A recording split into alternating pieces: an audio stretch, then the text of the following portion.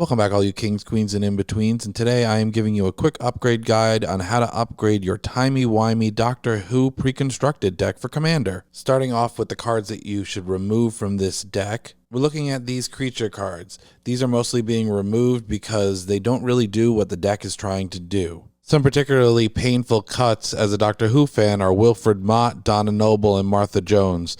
These cards just don't do what the deck is trying to do. Even though Wilfred does work with time counters, it just doesn't make a cohesive whole with the rest of the deck. The 11th Doctor made this list of cuts, and I can see an argument for leaving it in. It does work with time counters, it does work with suspending cards, but I think it is in conflict with what the 10th Doctor is trying to do. Moving on to the enchantments that we're cutting 2 Sagas, the Day of the Doctor, the 11th Hour, and 4 Nox. The 11th Hour just really doesn't fit in this deck for what it's trying to do, and the Day of the Doctor would fit very well in a War Doctor deck, but with the face commander being the 10th Doctor, it just doesn't really add to a cohesive whole. 4 Nox is not a bad card, but me personally, I'm trying to cut down on the vanishing cards that are in the deck. That leaves us with an artifact and an enchantment left, and I'm going with Psychic Paper and Fractured Identity. These are not bad cards, I just don't think they need to be in here. We're removing a lot of creatures, so what creatures are we adding back in? Joyra of the Gitu is our answer to the 11th Doctor. It does basically the same thing, but without the requirement to attack.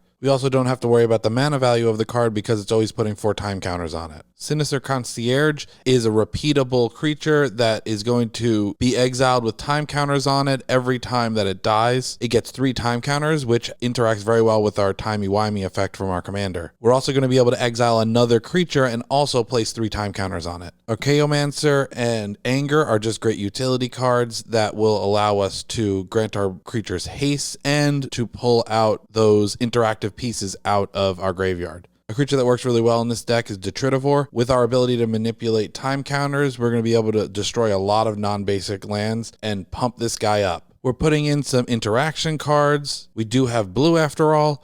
I chose to go with cheap mana cost without the reliance for having double blue open, but there's honestly a lot that could slide into here. Starting out the sorceries that we're putting into the deck, we have Chromantic Escape. This is a repeatable effect that with our Timey-Wimey ability, we're going to be able to get this to recur over and over again and prevent our opponents from attacking us. The last 3 cards are part of an infinite combo that you can get built into this deck really easily. It starts off with Rousing Refrain, and you need to either have Passionate Archaeologist or Arcblade. If you have Passionate Archaeologist on the field or Arcblade in suspend, you're able to cast Rousing Refrain, and as long as one of your opponents has 7 cards in hand or more, then you can just repeat this effect and keep casting Timey-Wimey over and over and over again. Of course, this requires you to have your commander on the field, but that shouldn't be difficult. Either you keep repeatedly casting Arcblade after the Timey-Wimey effect every time, dealing 2 damage per time, or Passionate Archaeologist continues to ping your opponents for damage every time Rousing Refrain is cast. An honorable mention, if you're willing to spend a little bit, is to remove Everything Comes to Dust. It just is a little bit more than it needs to be in this deck, and replace it with Cyclonic Rift.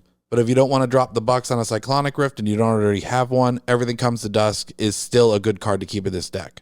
I hope this was helpful for you. I like to approach these guides as an average Magic the Gathering player who does not have the unlimited budget that some players might have. I have friends that have been playing for a long time, and I can always pick through their collection and borrow cards, but I am not willing to drop a lot of money on most of the cards that I put into my decks. So I try to make these guides for players that are in the same position that I'm in. If you like what you saw here today, please hit that like button. Leave a comment down below. Give me any of your Magic the Gathering questions. I'll do my best to answer them. Subscribe to the channel so you don't miss any of this content going forward, and ring that bell so you know what's up, and I'll catch you in the next one.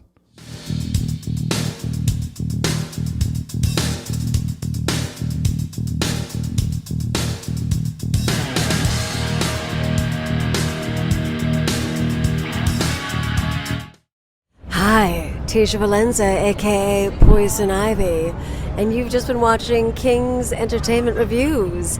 Don't forget to like, subscribe, and watch.